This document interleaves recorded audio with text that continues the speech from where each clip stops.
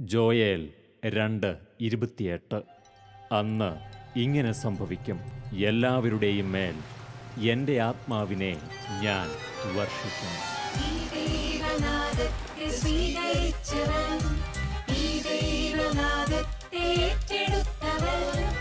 ഇവരാണ് മോസസ്, ഇവരാണ് മോസസ്, ഇവരാണ് മോസസ്.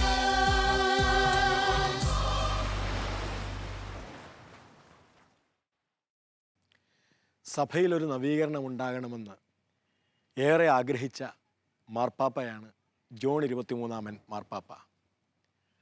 അദ്ദേഹം ഉത്തരവാദിത്വം ഏറ്റെടുത്തതിന് ശേഷം പരിശുദ്ധാത്മാവ് ജോൺ 23-ാമൻ മാർപ്പാപ്പയുടെ മനസ്സിൽ ഉദിപ്പിച്ച ആശയമാണ് രണ്ടാം വത്തിക്കാൻ സൂനഹദോസ്. രണ്ടാം വത്തിക്കാൻ സൂനഹദോസ് ചർച്ച ചെയ്തത് സഭ കാലത്തിനൊത്ത് നവീകരിക്കപ്പെടണം എന്ന വിഷയത്തെക്കുറിച്ചാണ്. രണ്ടാം വത്തിക്കാൻ കൗൺസിലിന് ശേഷം സഭയിൽ ആരംഭിച്ച നവീകരണ മുന്നേറ്റങ്ങളിൽ ഏറ്റവും വലുതും ഏറ്റവും പ്രധാനപ്പെട്ടതുമാണ് കത്തോലിക്ക കരിസ്മാറ്റിക് നവീകരണം. 1967 സഭയിൽ ആരംഭിച്ച കരിസ്മാറ്റിക് നവീകരണത്തെ വളരെ പ്രധാനപ്പെട്ടതായിട്ടാണ് അന്നു മുതൽ സഭ കണ്ടുപോരുന്നത്. കേരളത്തിൽ 1975 കരിസ്മാറ്റിക് നവീകരണം എത്തിയപ്പോൾ അതിനെ സഭയിൽ ആകമാനം വ്യാപകമാക്കുവാൻ, സഭയിൽ മുഴുവൻ നവീകരണത്തിൻ്റെ വഴിയായി കരിസ്മാറ്റിക് നവീകരണത്തെ മാറ്റുവാൻ ഏറെ ശ്രദ്ധയോടെ കരിസ്മാറ്റിക് നവീകരണത്തെ വളർത്തിയതാണ് കേരളത്തിലെ കരിസ്മാറ്റിക് നവീകരണത്തിൻ്റെ സർവീസ് ടീമായ KST. KSTയുടെ ചെയർമാന്മാരായിരുന്ന വൈദികരുടെ ജീവിതാനുഭവങ്ങളും അവരുടെ നവീകരണ ദർശനങ്ങളും നമുക്ക് മുമ്പിൽ പരിചയപ്പെടുത്തുന്ന പ്രോഗ്രാമാണ് മോസസ്. മോസസ് എന്ന ഈ പ്രോഗ്രാമിൻ്റെ കഴിഞ്ഞ എപ്പിസോഡിൽ നമ്മോടൊപ്പമായിരുന്നത് 1991 മുതൽ 95 വരെ കരിസ്മാറ്റിക് നവീകരണത്തെ വളരെ വ്യക്തതയോടെ നയിച്ച ക്രാന്തദർശിയായ ബഹുമാനപ്പെട്ട ജോസ് പാലാട്ടി CMI അച്ഛനാണ്. അച്ഛൻ്റെ ജീവിതാനുഭവങ്ങൾ തുടർന്നും ആഴത്തിലുള്ള അച്ഛൻ്റെ നവീകരണ ദർശനങ്ങൾ നമ്മോട് ഈ എപ്പിസോഡിൽ അച്ഛൻ പങ്കുവയ്ക്കും. നവീകരണ സമൂഹത്തെ തിരുസഭയുടെ തണലിൽ ചേർത്തുവച്ച് ചൂട് നൽകിയ പുരോഹിതൻ, ആത്മാവിൻ്റെ സ്പന്ദനങ്ങളെ തിരിച്ചറിഞ്ഞ് സുവിശേഷ മുന്നേറ്റങ്ങളെ ഉജ്ജ്വലിപ്പിച്ച വൈദികൻ. ഇത് KSTയെ 1991 മുതൽ 95 വരെ നയിച്ച ഫാദർ ജോസ് പാലാട്ടി CMI. ഒരിക്കൽ ദിവ്യകാരുണ്യനാഥൻ്റെ സവിധയെ വ്യാപരിച്ചപ്പോൾ കരം വച്ച് ദൈവം അഭിഷേകം ചെയ്തുയർത്തി. നവീകരണ ജനതയുടെ മുന്നിൽ നിന്ന് അവരെ നവയുഗത്തിലേക്ക് ആനയിക്കാൻ. ഹൃദയത്തിൽ ഇന്നും ആ ദീപനാളം അണയാതെ സൂക്ഷിച്ച് സുവിശേഷത്തിൻ്റെ പൊള്ളുന്ന വയലിൽ വേല ചെയ്യുന്ന ഈ ഇടയൻ തന്നെ പൊതിഞ്ഞു പിടിക്കുന്ന ക്രൂശിതന്റെ കരങ്ങളെ നമുക്കായി പങ്കുവയ്ക്കുന്നു. ശാലോം പ്രേക്ഷകർക്ക് വേണ്ടിയുള്ള മോസസ് എന്ന ഈ പ്രോഗ്രാമിൽ അച്ഛൻ്റെ വ്യക്തിപരമായ ജീവിതാനുഭവങ്ങളും കരിസ്മാറ്റിക് നവീകരണത്തിലെ അച്ഛൻ്റെ വഴികളും ഞങ്ങളോട് പങ്കുവയ്ക്കാനായി ഞങ്ങളോടൊപ്പമായിരിക്കുന്നതിൽ ഞങ്ങൾക്കേറെ സന്തോഷമുണ്ട്. അച്ഛനോടുകൂടി ചെലവഴിക്കുന്ന ഈ സമയം ധാരാളം പേർക്ക് ദൈവാനുഗ്രഹപ്രദമാകട്ടെ എന്ന് ആശംസിക്കുന്നു. വളരെ സ്നേഹത്തോടെ എല്ലാ ശാലോം പ്രേക്ഷകർക്കും വേണ്ടി പാലാട്ടി അച്ഛനെ സ്വാഗതം ചെയ്യുന്നു. കഴിഞ്ഞ എപ്പിസോഡിൽ അച്ഛൻ്റെ കരിസ്മാറ്റിക് നവീകരണ തുടക്കങ്ങളും അങ്ങനെയുള്ള കാര്യങ്ങളാണ് സംസാരിച്ചത്. അച്ഛൻ 1991 മുതൽ കേരളത്തിലെ കരിസ്മാറ്റിക് നവീകരണത്തിൻ്റെ ചെയർമാനായിരുന്നു. 91 മുതൽ 95 വരെയുള്ള കാലഘട്ടങ്ങളിൽ അച്ഛൻ ചെയർമാനായിരുന്നു. അച്ഛൻ കരിസ്മാറ്റിക് നവീകരണത്തിൻ്റെ നേതൃത്വത്തിലേക്ക് വരാനുണ്ടായ സാഹചര്യം ഒന്ന് പങ്കുവയ്ക്കാമോ? പ്രത്യേക ഒരു പേഴ്സണൽ സാഹചര്യം എന്ന് പറയാൻ പറ്റില്ല. ദൈവപരിപാലന എപ്പോഴും എന്ന രീതിയിൽ എന്നെ നയിക്കുന്നുണ്ടായിരുന്നു. അപ്പോൾ ഇതിൻ്റെ ഔദ്യോഗിക മീറ്റിങ്ങുകൾ, KST മീറ്റിംഗ്, ഇതിലൊക്കെ ഞാൻ ഒരിക്കലും തന്നെ മുടങ്ങിയിട്ടില്ലെന്ന് എൻ്റെ ഓർമ്മ. പിന്നെ നവീകരണം സംബന്ധിച്ചുള്ള ലഘുലേഖകളും ഗ്രന്ഥങ്ങളും ഞാൻ ആ കൂട്ടർ എഴുതിയത് തോന്നുന്നു. അപ്പം അങ്ങനെ എനിക്ക് തന്നെ എൻ്റെ ഉള്ളിൻ്റെ ഉള്ളിലൊരു പ്രതിജ്ഞാബദ്ധത നവീകരണത്തോട്, അതുകൊണ്ടായിരിക്കാം അന്നുള്ള നേതൃത്വത്തിലുള്ളവർ എന്നെ KST എന്ന്. അത് അച്ഛൻ ഉപയോഗിച്ച ആ വാക്ക് പ്രതിജ്ഞാബദ്ധത, കരിസ്മാറ്റിക് നവീകരണത്തോടുള്ള ഒരു പ്രതിജ്ഞാബദ്ധത. എന്തുകൊണ്ടായിരിക്കും? കേരളത്തിൽ ഒത്തിരി അച്ഛന്മാരുണ്ട്, പക്ഷേ അച്ഛൻ എന്തുകൊണ്ടായിരിക്കണം ഈ കരിസ്മാറ്റിക് നവീകരണത്തോട് ഇത്രയും ഒരു ആഴപ്പെട്ട പ്രതിജ്ഞാബദ്ധത? അച്ഛൻ ഇന്നും കരിസ്മാറ്റിക് നവീകരണത്തിൻ്റെ ഏതെല്ലാം മേഖലകളിലും അച്ഛനെ കണ്ടുമുട്ടാം. എവിടെയുണ്ടെങ്കിലും പാലാട്ടച്ഛൻ ഇല്ലാത്ത ഒരു കാര്യവും കരിസ്മാറ്റിക് നവീകരണത്തിൽ ഇന്നും ഇല്ല. എന്തായിരിക്കും ഇത്രയും ആഴത്തിലുള്ള ഈ ഒരു സ്നേഹം, ഇതിനോടുള്ള ഒരു പ്രതിജ്ഞാബദ്ധതയ്ക്ക് കാരണം? ഇത് നല്ലതാണെന്നും കിട്ടാവുന്നതിൽ ഏറ്റവും നല്ലതാണെന്ന് എനിക്ക് തോന്നൽ.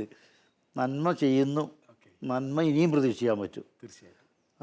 പല പ്രതിബന്ധങ്ങൾ ഉണ്ടായാൽ തന്നെയും അതിനെ അതിജീവിക്കാൻ കർത്താവിനോടുകൂടെ സാധിക്കും എന്നുള്ളതാണ്. പഴയ ജീവിതത്തിലെപ്പോഴും ഉണ്ടല്ലോ, ഞാൻ നിൻ്റെ കൂടെ പോരും എന്ന് കർത്താവ് പറഞ്ഞാൽ എന്നാൽ ഞാൻ ഇറങ്ങാമെന്നാണ് മോശം പറയുന്നത്. അപ്പോൾ ഈ പംക്തിയിലും ഈ പരമ്പരയിലും ആ മോശം ഒരു മാതൃകാ പുരുഷനാണ്. അത് എന്നെ വേറെ നയിച്ചിട്ടുണ്ട്. പഴയ വിഭാഗങ്ങളൊക്കെ ഞാനിങ്ങനെ നേതാക്കന്മാരെയൊക്കെ അവതരിപ്പിച്ചിട്ടുണ്ട് ലേഖനങ്ങളിലൂടെ, പുസ്തകങ്ങളിലൂടെയൊക്കെ.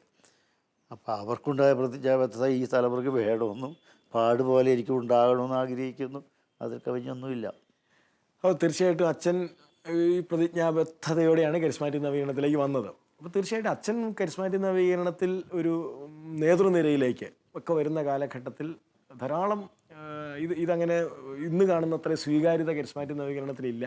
അതുപോലെ ഇന്ന് കാണുന്നത്രയും ജനങ്ങളില്ല. അപ്പോൾ ഒത്തിരി ബുദ്ധിമുട്ടിട്ടുണ്ടാവണം ഇതൊന്നിൻ്റെ വളർച്ചയുടെ വഴികളിൽ. അങ്ങനെ അച്ഛനെ ദൈവം നയിച്ചു എന്നൊക്കെ തോന്നുന്ന ചില അനുഭവങ്ങൾ, ഇത് വളരുന്ന കാലഘട്ടങ്ങളിൽ ദൈവം നയിച്ചു ഇത് വളരാൻ, വ്യാപിക്കാൻ എന്നൊക്കെ തോന്നുന്ന ചില ഇടപെടലുകൾ, ദൈവത്തിൻ്റെ ചില ഇടപെടലുകൾ അച്ഛൻ ഒന്ന് ഓർത്ത് പങ്കുവയ്ക്കാമോ? ഈ നേതൃത്വ നിരയിൽ വരാനുള്ള സാഹചര്യവും നേതൃത്വം നവീകരണത്തിലെ പ്രധാന ഘടകമാണെന്നുള്ള ബോധ്യമൊക്കെ എനിക്കുണ്ടാകുന്ന സാഹചര്യമുണ്ട്. എങ്കിലും ഞാൻ തള്ളിക്കയറുന്ന മാതിരിയല്ലോ അന്വേഷിച്ച് പോയിട്ടില്ല. ഞാൻ കിട്ടിയവരനുസരിച്ച് മലബാറിൽ തോന്നുന്നു 78 ആലീസ് കുട്ടി ഇടവകയിൽ ആദ്യം ധ്യാനം നടത്തുക. പല അച്ഛന്മാരോട് അത് പങ്കെടുക്കുന്നുണ്ട്. ആലീസിൻ്റെ പടത്ത് കടവ്, അതേ തുടർന്ന് മലബാർ ഭാഗങ്ങളിൽ പല ധ്യാനങ്ങളും.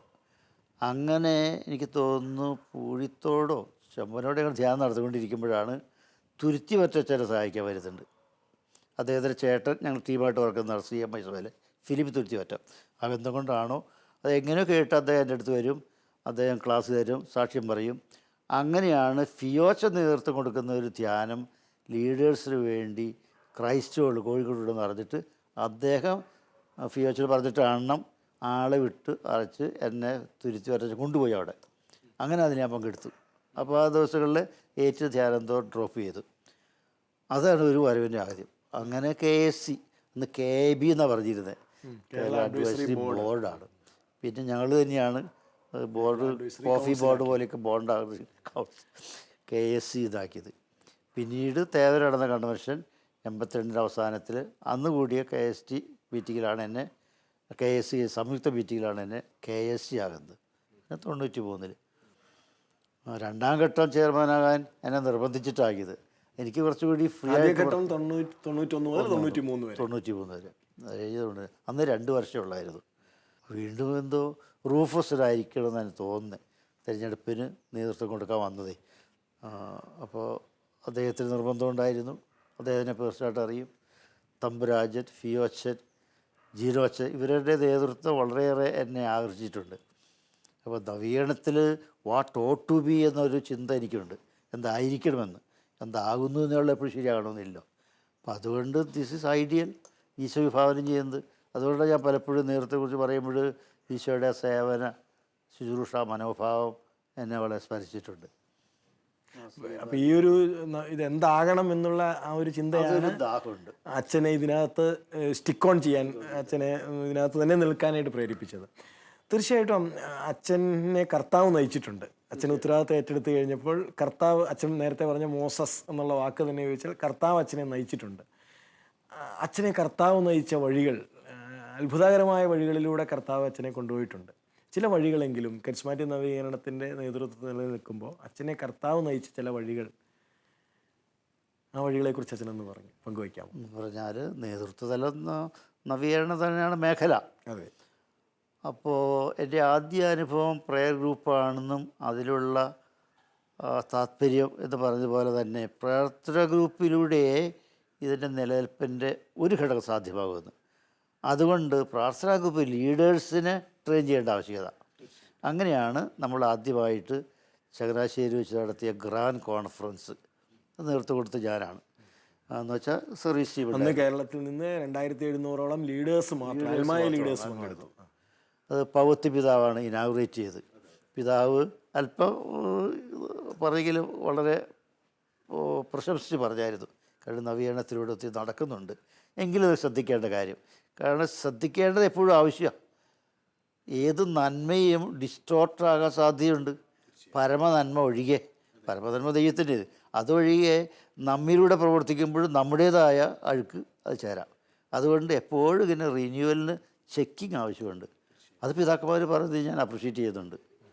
കുണ്ടുകുളം പിതാവ്, സെബാസ്റ്റ്യൻ മങ്കുടി പിതാവ്, കർദിനാൾ പാറേക്കാട്ടിൽ ആദ്യം പറഞ്ഞ ഓർക്കുന്നുണ്ട്, തേവര കൺവെൻഷന് ഇനാഗുറേറ്റ് ചെയ്യാണ്ട് വന്നപ്പോൾ ഗമാലിയയിലെ തത്വാദേവ പിതാവ് വോട്ട് ചെയ്ത് കർദിനാൾ പാറേക്കാട്ടി പിതാവെ, ഇത് ദൈവത്തിൽ നിന്നാണെങ്കിൽ നിലനിൽക്കും, അല്ലാത്ത താനെ നമ്മൾ തല്ലി കെടുത്തിട്ടാണെന്ന് പിതാവ് പറഞ്ഞു.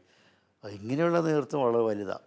72 ആദ്യമായിട്ട് അമേരിക്കൻ ബിസിനസ് കോൺഫറൻസ് കൂടിയപ്പോൾ ഒരു തീരുമാനം ഉണ്ടായിരുന്നു. ഞാൻ എനിക്ക് നേരത്തെ എഴുതിയിട്ടുള്ളതാണ്. അതായത് പ്രഥമത ഇത് അൽമായ മുന്നേറ്റമാണ്. ആൻ ആർബർ കമ്മ്യൂണിറ്റി എഡ്യൂക്കേഷൻ സർവകലാശാലയൊക്കെ പറയാമല്ലോ. അപ്പോൾ അൽമായ അനുഭവം, അൽമായരെല്ലാം ഡോക്ടറേറ്റ് ഉള്ളവരൊന്നും അല്ല, ഐ മീൻ ഡോക്ടറേറ്റ് പഠിച്ചവരല്ല, തിയോളജി അറിയാമായിരിക്കും, അത് ഇപ്പോഴല്ലേ തുടങ്ങിയുള്ളൂ. അതുകൊണ്ട് അവിടെയും തെറ്റാനുള്ള പാളിച്ചകൾ സാധ്യതയുണ്ട്, അതായത് ഡോക്ടറൈനൽ ലെവലിൽ. അതുകൊണ്ട് അന്നത്തെ അമേരിക്കൻ ബിസിനസ് കോൺഫറൻസ് പാസ്സാക്കിയത് ഇതിൽ വൈദികർ ഇടപെടണമെന്നാണ്. ഇടപെടാമെന്ന് പറഞ്ഞാൽ ആരോഗ്യപരമായ നേതൃത്വം, അത് നമ്മളിവിടെയും നിർബന്ധം പറയുന്നുണ്ട്. അങ്ങനെ പിതാക്കന്മാർ താല്പര്യം കാണിച്ചത് ജെറോം പിതാവാണല്ലോ ആദ്യം എൻ്റെ ആത്മാവായിട്ട് പ്രവർത്തിച്ച ജെറോം പിതാവ്. 88 അവസാനം അദ്ദേഹം തന്നെ പാർത്തിക സഭ കാരണങ്ങളാണ് റിട്ടയർഡായിട്ടും എല്ലാത്തിനും വന്ന് പങ്കെടുത്തത്.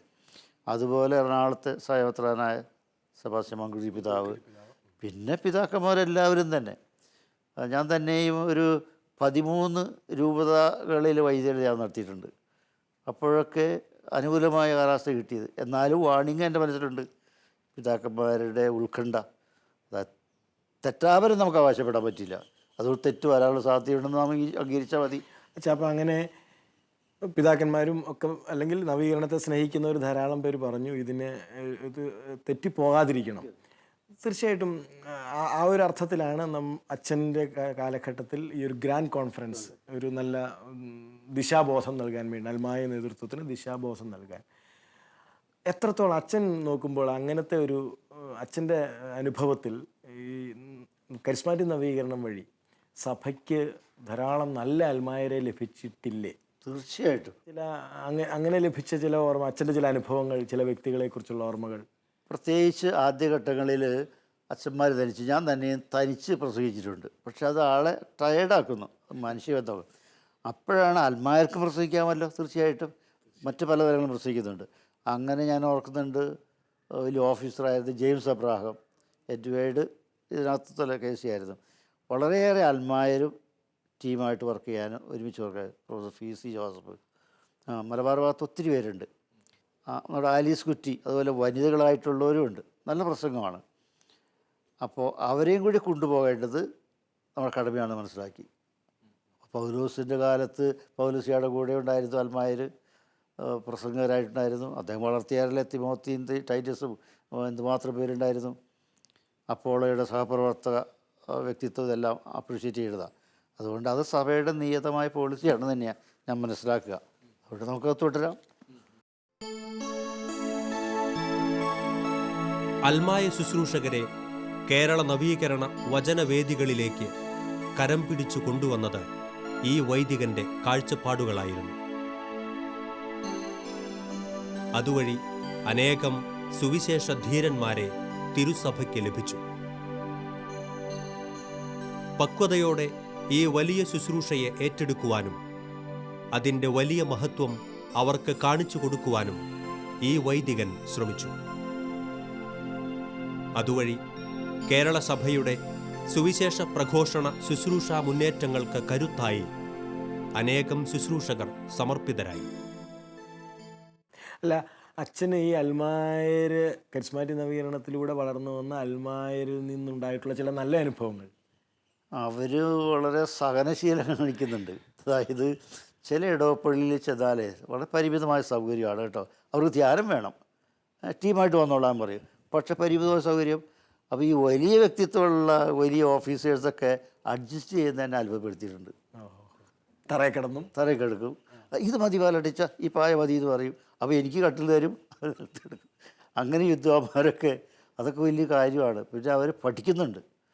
ഒരു പക്ഷേ എന്ന് പറഞ്ഞിങ്ങനെ പറയാം, ഈ കോൺഫിഡൻസൊക്കെ കാര്യമായിട്ട് സ്ഥായി ഘടകങ്ങൾ പാലിക്കുന്ന ആത്മായ സൗകര്യം ഒത്തിരിയുണ്ട്. ഒപ്പം വചനം പഠിക്കുന്നു. അതുകൊണ്ട് പ്രസംഗിക്കാൻ അവർക്ക് എളുപ്പമുണ്ടാകുന്നു. പിന്നെ ടീം വർക്ക് ഒരു പ്രധാനപ്പെട്ടതാണ്. ഈശോയുടെ പോളിസി അങ്ങനെയാണല്ലോ. അതായത് ഈ 2 പേരായിട്ട് അയക്കുന്നത്, അത് പരമാവധി കോഓപ്പറേഷൻ ഉണ്ടാകാനല്ലേ. തീർച്ചയായിട്ടും അത് വിജയപ്രദമാണ്. അതുകൊണ്ട് കോപ്രീച്ചേഴ്സ് പറഞ്ഞ് നമ്മൾ പദ്ധതി തുടങ്ങിയത്. ധ്യാന പ്രസംഗർക്ക് വേണ്ടി കോച്ചിങ് ഉണ്ടായിരുന്നുണ്ട് പല ഘട്ടമായിട്ട്. ഇപ്പോൾ പലരും ധ്യാന മന്ദിരങ്ങളിൽ ആണ് അവിടെ പിന്നെ അവർക്കൊക്കെ അഭയം തേടിയിരിക്കുന്നത്. നവീകരണത്തിന് ഇപ്പോഴൊക്കെ ആവശ്യമുണ്ട്. എമ്മാവസ് നേതൃത്വത്തിലും ധ്യാന പ്രസംഗർ കോച്ചിങ് കൊടുക്കാനും ടീമായിട്ട് കൊണ്ടുപോകാനും പ്രോത്സാഹനം കൊടുക്കേണ്ടതാണ്. ഇടയ്ക്കൊന്നും ചോദിക്കുന്നത്, അതായത് അച്ഛൻ കരിസ്മാറ്റിക് നവീകരണത്തിൻ്റെ കേരളത്തിലെ ചെയർമാനായിരുന്നു. അപ്പോൾ ധാരാളം തീരുമാനങ്ങൾ എടുക്കണം. ഒരു ചെയർമാൻ എന്ന വണ്ണം കരിസ്മാറ്റിക് നവീകരണത്തിന് ആരോഗ്യപരമായ തീരുമാനങ്ങൾ എടുക്കണം. അച്ഛൻ തീരുമാനങ്ങൾ എടുത്തിരുന്ന ശൈലി, അതായത് ചില ആളുകൾ പറയുമല്ലോ ഈശോയോട് ചോദിച്ച് തീരുമാനം എടുത്തു, അല്ലെങ്കിൽ ഈശോ പറയുന്നത് പോലെ ഞാൻ തീരുമാനിച്ചു.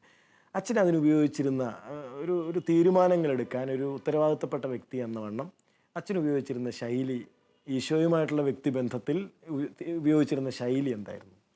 അതായത് ഈ 2 ഘടകമുണ്ട്.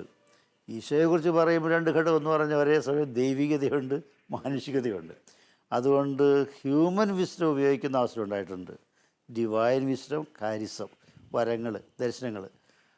അതുകൊണ്ട് വളരെ എക്സ്പ്ലിസിറ്റായിട്ട് വരങ്ങളിൽ മാത്രമേ ഞാൻ ആശ്രയിക്കുന്നതെന്ന് എനിക്ക് പറയാൻ തോന്നുന്നില്ല. അതിൻ്റെ ആവശ്യമില്ല തോന്നുന്നത്. കാരണം ഈ ഈശോയുടെ മാനുഷിക ദൈവികതയുടെ ബ്ലെൻഡിങ് ഇല്ലേ എന്ന് പറഞ്ഞ മാതിരി. അപ്പോൾ കൺസൾട്ടേഷൻ ആവശ്യമാണ്. ഈ സർവീസ് ടീമിൻ്റെ ഉദ്ദേശം അതാണ്. അപ്പോൾ മാനുഷികമായ നമ്മുടെ ബുദ്ധിയെ ഉപയോഗിച്ചും തീരുമാനമെടുക്കും. തീർച്ചയായിട്ടും. ഒപ്പം ദൈവം തരുന്ന ആലോചന നടക്കും. അപ്പോൾ ചുരുക്കമായിട്ട് ഇങ്ങനെ ടീമുണ്ട്, കൺസൾട്ട് ചെയ്തിട്ടിരിപ്പുണ്ട്, പക്ഷെ തീരുമാനത്തിൽ എത്തുന്നില്ല. അങ്ങനെ അവസരത്തിൽ ദർശനമുണ്ടായ അനുഭവമുണ്ട്. ഒരു ഇടവപ്പള്ളി ധ്യാനം, ഇടവകയിലെ ജനങ്ങൾ വഴക്ക് 2 കൂട്ടരായിട്ട്. അപ്പോൾ വികാരിച്ചനെ കൊണ്ടുകുളം പിതാവാണെന്ന് അവിഭക്ത തൃശ്ശൂർ രൂപതയുടെ ആൾ ഒരച്ഛൻ, നല്ലൊരു ആത്മീയനച്ഛൻ അവിടേക്ക് വിടുന്നു. ഒരു ഡോക്ടർ അവിടെ ആശുപത്രി വിടുന്നു. അവരുണ്ടാലും കൺസൾട്ട് ചെയ്തിട്ട് പറഞ്ഞു, കരിസ്മാ റിന്യൂവലിലൊക്കെ കരിസ്മാറ്റിക് ധ്യാനം കൊണ്ടേ ഈ നവീകരണം നടക്കുകയുള്ളൂ, ഐക്യം ഉണ്ടാകണമെന്ന് അവർ തീരുമാനിക്കുന്നു. വളരെ കറക്റ്റ്. അങ്ങനെയാണ് 79 ഞാൻ ആലപ്പുഴ താമസിക്കുമ്പോൾ രാത്രി ഫോൺ വരുന്നത്. രാത്രി അത് ഫോൺ വെച്ച് നേരിട്ട് വിളിയില്ല, മൊബൈൽ ഫോണില്ല, STD വിളിക്കണം, അവിടുന്ന് എക്സ്ചേഞ്ച് മാറിത്തരണം. അതിന് എത്ര സമയം എടുക്കും? എന്നിട്ട് എങ്ങനെയേ അത് ഞങ്ങൾ അറേഞ്ച് ചെയ്തു. 5 ദിവസത്തെ ധ്യാനം, 3 ദിവസം കഴിയുമ്പോൾ കുംസാരം, 3 ദിവസം കഴിഞ്ഞു, പിറ്റേ ദിവസം ഇന്നർ ഹീലിംഗ്, അവസാന ദിവസം അഭിഷേക പ്രാർത്ഥന. അതാണത്തെ ക്രമം. പക്ഷേ കുംസാരം കഴിയുമ്പോൾ നമ്മൾ മനസ്സിലാക്കുന്നു ഒരു സൈഡുകാർ റിക്കൺസിലിയേഷന് അതിനകത്ത് തയ്യാറല്ലെന്ന്. മറ്റുള്ളവർ എന്ത് പറഞ്ഞാലും ഞങ്ങൾ കേസൊക്കെ പിൻവലിക്കാതെ. ആ സ്ഥിതി നമുക്ക് പരസ്യമായിട്ട് പറയാൻ പറ്റില്ല. വികാരിച്ചനും ഡോക്ടറും ഒരു സിൽവർ സ്റ്റേറ്റ് കൂടെ ഇരുന്ന എൻ്റെ ഗുരു കൂടിയായിരുന്നു. ഞങ്ങൾ 1-2 അൽമാരുണ്ടായിരുന്നു. പ്രാർത്ഥിച്ചപ്പോൾ ഒരു കോഴി അടയിരിക്കുന്ന രംഗമാടുന്നത്. കോഴി അടയിരിക്കുന്നു. അപ്പോൾ അടയിരിക്കുന്നതിന് എനിക്ക് പെട്ടെന്ന് വ്യാഖ്യാനം തോന്നിയത് കർത്താവിൻ്റെ അരുവി ജലവിധാനങ്ങൾ അടയിരുന്നു എന്നാണ്. ബൈബിളിക്കൽ റെഫറൻസാണ്. അതുകൊണ്ട് കോഴി അടയിരിക്കുന്നത് പുതുജീവന് വേണ്ടിയാണ്. അത് അലസമായിട്ടിരിക്കില്ല, അവിടെ തന്നെ ഇരിക്കുകയുള്ളൂ. അത് നിരന്തരം നിസ്തന്തരം ചൂട് കൊടുത്തിട്ടാണ് ഊരുക. പക്ഷേ ഒരു കോഴിമുട്ട പൊട്ടിയിട്ടുണ്ട്, ചുണ്ട് പുറത്ത് കാണാം, അനങ്ങുന്നുണ്ട്. അപ്പോൾ ഡോക്ടർ ചോദിക്കുക, അങ്ങനെയാണെങ്കിൽ അമ്മമാർ പറയാറില്ലേ ഇത്തിരി വെയിലത്ത് വെച്ച് നോക്ക്, മുട്ട പൊട്ടിച്ച് നോക്ക്, തൊണ്ട് പൊട്ടിച്ചാൽ വരും എന്ന് പറഞ്ഞാൽ അതൊന്നും ചെയ്യുന്നില്ല, നിർദ്ദേശം കിട്ടുന്നില്ല എന്ന് പറഞ്ഞു. അതുകൊണ്ട് പിന്നെ എന്ത് ചെയ്യും? അത് ഞാൻ പറയാം. എന്നിട്ട് ഞങ്ങൾ വീണ്ടും പ്രാർത്ഥിച്ച് പിറ്റേ ദിവസം രാത്രി പാതിര വരെയാണ് പ്രാർത്ഥിക്കുന്നതെന്ന് തീരുമാനമെടുക്കാൻ. അപ്പോൾ ഈ അടയിരിക്കുന്ന കോഴി വിരിയാത്ത മുട്ട തല കയറിയിട്ടുണ്ട്. പിറ്റേ ദിവസം പറഞ്ഞു, വ്യാസോട് ചോദിച്ചു, വ്യാസ കൂടെ ഉണ്ടായിരുന്നു, നമ്മൾ 5 ദിവസത്തെ ആരാണല്ലോ ഒരുക്കിയിരിക്കുന്നത്, കുംസാരം കഴിഞ്ഞു, ഇന്ന് ആന്തരിക സൗഖ്യ പ്രാർത്ഥനയാണ്, അത് വലിയൊരു അനുഭവം ഉണ്ടാക്കുന്നതാണ്. പക്ഷേ ഇതിൻ്റെ പൂർണ്ണത ജ്ഞാനസ്നാനപ്പെടുത്ത നവീകരണത്തിൻ്റെ കൈവ് പ്രാർത്ഥനയാണ്, അഭിഷേക പ്രാർത്ഥനയാണ്. പക്ഷെ അത് നടത്തുന്നില്ല ഇവിടെ. അതുകൊണ്ട് കാര്യം ചെയ്യാം, അത് കഴിഞ്ഞിട്ട് നിങ്ങൾ പ്രയർ മീറ്റിംഗ് തുടങ്ങുക ആഴ്ച തോറും. 1 മാസം കഴിയുമ്പോൾ ഞങ്ങൾ വരാം, അത് 2 മാസം തന്നെ അത് പറഞ്ഞു. ഇവരെല്ലാം തമ്മിൽ തമ്മിൽ നോക്കുന്നതല്ലാതെ ആർക്കും ഒരു ഉത്തരവില്ല, ചോദിക്കുന്നുമില്ല. അങ്ങനെ ധ്യാനം സമാപിച്ചു പോകുന്നു. അതായത് അവരുടെ അഭിപ്രായത്തിൽ ധ്യാനം പകുതിയാക്കിയിട്ട് നിങ്ങൾ പോകുന്നു. എന്തും സംഭവിക്കാവുന്നതാ. കാരണം ഏറെയും നമ്മൾ അവിടെ ഇടവക്കാർ ആരോപിക്കുന്നു, എന്തെങ്കിലും ആരോപണ പ്രത്യാരോപണം നടന്ന അപകടം ഉണ്ടാകാം. അവിടെ പ്രൂഡൻസ് ഉപയോഗിച്ചു അല്ലേ, വരവുണ്ട്. ദർശനം കണ്ടതാണ് ഈ അടയിരിക്കുന്ന കോഴി വിരിയാത്ത മുട്ടയും. അപ്പോൾ അത് പറഞ്ഞിട്ടില്ല അവരോട്. പറയാതെ പ്രത്യേക സാങ്കേതിക കാരണങ്ങളാൽ ഞാനിപ്പോൾ നിർത്തുന്നു, 2 മാസം കഴിഞ്ഞ് ഞങ്ങൾ വീണ്ടും വരാതെ വന്നു. അല്ലെങ്കിൽ വിചാരിച്ച ഏർപ്പാട് ചെയ്തു. 2 മാസം കഴിഞ്ഞ് വേറെ ടീമാണ് ചെന്നത്. അപ്പോഴും റിക്കൺസിലിയേഷൻ നടന്നു. വലിയ സാധാരണ അനുഭവം. അങ്ങനെ ചുരുക്കം ചില ഈ പറഞ്ഞ ദർശനം ആത്മീയത നിറഞ്ഞ കാര്യമാണ്. പക്ഷേ ഞാൻ 2 കൂടി ബ്ലെൻഡ് ചെയ്യുന്നു. അങ്ങനെ സർവീസ് ടീമിൽ എപ്പോഴും ആലോചിക്കുന്നു. ഉടനടി KST ഇല്ലെങ്കിൽ ഫോണിൽ കൂടെ 2 നേരം വിളിച്ച് ചോദിക്കും വൈസ് ചെയർമാനെ. അതെൻ്റെ പോളിസി ആയിരുന്നു. കൺസൾട്ട് ചെയ്യുക, കോപ്പറേഷൻ നേടുക, സഹകരിക്കുക എന്നുള്ളത്. അത് ഈശോയുടെ പോളിസിയായിട്ട് ഞാനിപ്പോൾ കരുതുന്നത്. ബൈബിളിൻ്റെ ബിബിളിക്കൽ വേയാണെന്ന് എനിക്ക് തോന്നുന്നു. ദൈവപുത്രന്റെ കരം പിടിച്ച് സദാ വ്യാപരിക്കുന്ന ജീവിതശൈലി ഈ പുരോഹിതൻ അനുവർത്തിക്കുന്നു. തൻ്റെ ആടുകൾക്കായി കാവലിരിക്കുന്ന ഈശോയുടെ ചിത്രം നെഞ്ചോട് ചേർക്കുന്നു. ഒരു ബലിയായി മുറിയപ്പെടുവാനും അതുവഴി സ്വർഗത്തിൻ്റെ അഭിഷേക തൈലം ആടുകൾക്കായി പകർന്നു നൽകുവാനും ഈ ഇടയൻ തൻ്റെ ജീവിതം സമർപ്പിക്കുന്നു. അച്ഛാ, ഒപ്പം നമുക്കറിയാമല്ലോ, ഒരു കാര്യം നമ്മൾ നടത്തിക്കൊണ്ട് പോകുമ്പോൾ ധാരാളം പ്രതിസന്ധികൾ നേരിടും. അതൊരു വീട് നടത്തുമ്പോൾ വീട്ടുകാരനും എല്ലാവർക്കും. അപ്പോൾ അച്ഛൻ ഒരു കരിസ്മാറ്റിക് നവീകരണ മുന്നേറ്റത്തിന് നേതൃത്വം കൊടുക്കുമ്പോൾ ചില സമയങ്ങളിലൊക്കെ ചില പ്രതിസന്ധികളുണ്ടാവും. ആ ഒരു സമയത്ത് അച്ഛൻ്റെ ഈ ഈശോ അനുഭവം അച്ഛനെ എങ്ങനെയാണ് ആ പ്രതിസന്ധികളെ നേരിടാൻ വ്യക്തിപരമായിട്ട് ജോസ് പാലാട്ടി അച്ഛനെ സഹായിച്ചത്? ചുരുക്കം ചിലപ്പോഴും ഞാൻ കരയുന്ന മട്ട് വന്നിട്ടുണ്ട്. അല്ലെങ്കിൽ തൊട്ടടുത്തുള്ള സ്പിരിച്വൽ ഡയറക്ടർ അല്ലെങ്കിൽ KST പെട്ടവർ കൂടുതൽ തുറന്ന് പറയാവുന്ന ചില വ്യക്തി അങ്ങനെ ഉണ്ടാവുമല്ലോ, അവർ പറയും സാരമില്ല അച്ഛാ വരുമെന്ന് പറയും. അപ്പോൾ എൻ്റെ വേദന മാറുന്നു, വിഷമം മാറുന്നു. ചിലത് ഈ അധികാര സ്ഥാനങ്ങളിൽ നിന്നാകാം, ചിലപ്പോഴും അവർ മുൻകരുതലെന്ന രീതിയിൽ പറയുന്നതാകാം. പക്ഷെ നമുക്ക് ഉടനടി ചിലപ്പോൾ മനസ്സിലാകില്ല. അതുകൊണ്ട് വെയിറ്റ് ചെയ്യുന്നു. Wait and is on time എന്നൊക്കെ പഠിച്ചത് ആ കാലത്താണ്. കർത്താവ് സമയം വരെ വെയിറ്റ് ചെയ്യാൻ. ഇപ്പോൾ ഒരു ഏരിയയിൽ 2 രൂപതകൾ ഓവർലാപ്പ് ചെയ്ത് കിടക്കുന്നതാണ്. അപ്പോൾ അവിടെ അച്ഛന്മാരെ നിയമിക്കാൻ 2 രൂപതയ്ക്ക് സാധ്യമല്ല, അച്ഛന്മാരില്ല. അപ്പം അതുകൊണ്ട് 2 പിതാക്കന്മാരെ സംബന്ധിച്ചാൽ നമുക്ക് ഒരാളെ വയ്ക്കാൻ പറ്റുള്ളൂ. ഇപ്പോൾ ഒരാളുണ്ട്, മറ്റേയാൾ അംഗീകരിക്കണം. ഒരു ദിവസം 3 പ്രാവശ്യം ഞാൻ ആരമന ഈ അരമന. ഇപ്പം എനിക്ക് ഓർക്കുക തമാശയല്ല, അതിന് ദൈവവിലയുണ്ട്. പക്ഷെ ഒരു മാന്യം കാറ് തന്നു, എൻ്റെ കൂടെ വന്നുകൊണ്ടാണ്. അയാൾ കേൾക്കുന്നില്ലല്ലോ ഈ വിവാദങ്ങൾ, പറഞ്ഞിട്ടുമില്ല ഞാനോട്. സംഭവിച്ചത് ഇങ്ങനെയാണ്. അതുപോലെ ചുരുക്കം ചിലത് ഉണ്ടാകും. നമുക്ക് ഇത്തിരി സങ്കീർണതയുള്ളത് എനിക്ക് തന്നെ റീത്തിൻ്റെ അനുഗ്രഹം പോലെ തന്നെ ചിലപ്പോഴൊക്കെ കൺഫ്യൂഷൻ ഉണ്ടാകും. കാരണം ഈ ഓവർലാപ്പ് ചെയ്ത് കിടക്കുന്നത് കൊണ്ടാണ്. ചില വൻ നഗരങ്ങളിൽ 3 റീത്തിൻ്റെ ഉണ്ടാകാം, 4 രൂപതയുണ്ടാകും. അപ്പോൾ അതൊക്കെ അങ്ങനെ ചുരുക്കം ചിലത് അഭിമുഖീകരിക്കേണ്ടി വന്നു. പക്ഷേ എങ്കിലും ഇപ്പോൾ പുറകെ തിരിഞ്ഞ് നോക്കുമ്പോഴും അവിടെയൊക്കെ ദൈവപാലയുണ്ട്. ഞാൻ മുറുമുറുത്തിട്ടില്ല, എന്താ അങ്ങനെ ചോദിച്ചിട്ടുണ്ട്. അല്ലെന്നിക്കാൻ വെച്ചിട്ട് ഞാൻ കർത്താവിനോട്, അതെ കർത്താവിനോട് ചോദിച്ചു. ചുരുക്കം ചില നമ്മുടെ ടീമിനോട് ഷെയർ ചെയ്യും. അപ്പോൾ പറയും ഇങ്ങനെയാണ്, അത് അവിടെ അങ്ങനെയാണ്, ഇവിടെ ഇങ്ങനെയാണെന്ന് പറയും. അതൊക്കെ തന്നെ ഉപശാന്തിയാണ്. അത് കവിഞ്ഞ് നമുക്ക് ഇവിടെ വേറെ കൺസൾട്ടേഷനും വേണ്ട നമുക്ക്. അങ്ങനെ ഞാൻ കൺസോൾഡ് ആയിരുന്നു, കംഫർട്ടഡ് ആയിരുന്നു. അല്ല, തീർച്ചയായിട്ടും ഞങ്ങൾ പാലാട്ടിയച്ഛനെ കാണുന്നത് ശാന്തനും എന്നാൽ സൗഖ്യമുള്ള ഒരു അച്ഛനായിട്ടാണ് കാണുന്നത്. അതായത് ഒരു നേതാവിന് വേണമെന്ന് എല്ലാവരും ആഗ്രഹിക്കുന്ന ആ ഒരു ഗുണമുണ്ടല്ലോ. അച്ഛൻ ശാന്തനും സൗഖ്യമുള്ള ആളുമാണ്. തീർച്ചയായിട്ടും അച്ഛൻ ഈ സൗഖ്യം ഈശോയിൽ നിന്ന് വാങ്ങിയെടുക്കുന്നത് തന്നെയാണെന്നാണ് ഞങ്ങൾ വിചാരിക്കുന്നത്. ശരിയായിരിക്കില്ല അച്ഛൻ? ആത്മീയ സൗഖ്യമുണ്ട്, മാനസിക സൗഖ്യമുണ്ട്, ഫിസിക്കലി. തേവര കൺവെൻഷൻ കഴിഞ്ഞിട്ട് 2 മാസം മറ്റേ അതിശക്തമായ വേദനയും വിഷമമൊക്കെ ഉണ്ടായി. കാറ്റത്ത് രോമം അനങ്ങുന്നത്, തലമുടി അനങ്ങുന്നത് പോലും വേദന ഉണ്ടാകുന്ന ഒരു അനുഭവം. റൊമാറ്റിക് ആർത്തറൈറ്റിസ് ഭയങ്കര പെയിൻഫുള്ളാണ്. ചികിത്സിക്കേണ്ടി വന്നു. അപ്പോൾ ഈ ജെറോം പിതാവ് ഉൾപ്പെടെ നേതാക്കന്മാരൊക്കെ അമല ആശുപത്രിയിൽ വന്നിരുന്നു ആയുർവേദ ചികിത്സ. അതിൻ്റെ ചില വാങ്ങലുകൾ ഇപ്പോൾ ഈ വാർദ്ധക്യ സഹജമായ രോഗത്തെ അനുവദിച്ചു തോന്നുന്നുണ്ട്. എങ്കിലും തിങ്സ് ആർ മൂവിങ് വെൽ, എനിക്കങ്ങനെ പറയാം.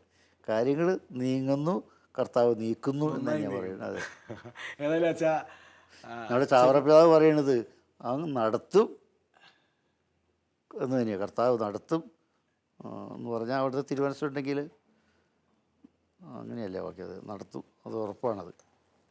അച്ഛൻ്റെ ജീവിതാനുഭവങ്ങൾ ഉറപ്പായിട്ട് ഞങ്ങളെപ്പോലെയുള്ള ധാരാളം ആളുകൾക്ക് പ്രചോദനം നൽകുന്നു. പ്രത്യേകിച്ച് അച്ഛൻ്റെ ദൈവാശ്രയം, അതുപോലെ ഈശോയുടെ കൂടെയുള്ള അച്ഛൻ്റെ നടത്തം, അതിലുപരി കരിസ്മാറ്റിക് നവീകരണത്തിന് ദീർഘകാലമായിട്ട് അച്ഛൻ നൽകുന്ന ഒരു സപ്പോർട്ട്. അച്ഛൻ ആദ്യം ഉപയോഗിച്ച വാക്ക് തന്നെ പ്രതിജ്ഞാബദ്ധത. ഇതൊക്കെ അച്ഛൻ കാണിക്കുന്ന ഈ ഒരു പ്രതിജ്ഞാബദ്ധത ഞങ്ങൾക്കേറെ ആനന്ദം നൽകുന്നു. അതിലുപരി ഞങ്ങളെയും പ്രചോദിപ്പിക്കുന്നു. തീർച്ചയായിട്ടും അച്ഛൻ്റെ വാക്കുകൾ ഞങ്ങൾക്കേറെ ദൈവാനുഗ്രഹപ്രദം തന്നെയായിരുന്നു. ഞങ്ങളെ ധാരാളം മോട്ടിവേറ്റ് ചെയ്യുന്നുണ്ട്, ഈ വാക്കുകൾ മോട്ടിവേറ്റ് ചെയ്യുന്നുണ്ട്. അച്ഛൻ ഞങ്ങളോടൊപ്പം ചെലവഴിച്ച ഈ ധന്യ നിമിഷങ്ങൾക്ക് ഞങ്ങളേറെ അച്ഛനോട് കടപ്പെടുന്നു. കുറച്ചുകൂടി ആഴത്തിലുള്ള അച്ഛൻ്റെ ദൈവാനുഭവങ്ങളും ഒപ്പം കരിസ്മാറ്റിക് നവീകരണത്തെക്കുറിച്ചുള്ള അച്ഛൻ്റെ ചില ആഴത്തിലുള്ള ദർശനങ്ങൾക്കും വേണ്ടി ഞങ്ങൾ കാത്തിരിക്കുന്നു. എല്ലാ ശാലോം പ്രേക്ഷകരുടെ പേരിലും പാലാട്ടി അച്ഛന് ഹൃദയം നിറഞ്ഞ നന്ദി. Thank you.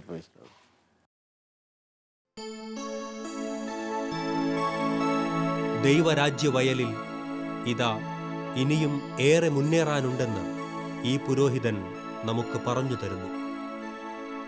നവീകരണം എന്നത് ഒരു പ്രസ്ഥാനമല്ല, ഒരു മുന്നേറ്റവും ജീവിതശൈലിയുമാണ്. ക്രൂശിതനോടൊത്ത് സഞ്ചരിച്ച് പുതിയ പുതിയ വയലിൽ എത്തിച്ചേരുന്ന യുഗാന്ത്യ ശുശ്രൂഷ, ആത്മാക്കളെ കൊയ്തെടുക്കുന്ന ദൈവരാജ്യ ശുശ്രൂഷ. അതെ, സ്വർഗത്തിൻ്റെ വലിയ പദ്ധതി. കരമുയർത്തി ആ വലിയ മുക്കുവൻ്റെ കൂടെ നമുക്കും അണിചേരാം. നമുക്കും ആത്മാക്കളെ നേടുന്നവരാകാം. ആരെനിക്കായി പോകും, ആരെനിക്കായി പോകും, പാടുവാനെൻ വചനം ഏകുവാനൊരു സാക്ഷ്യം.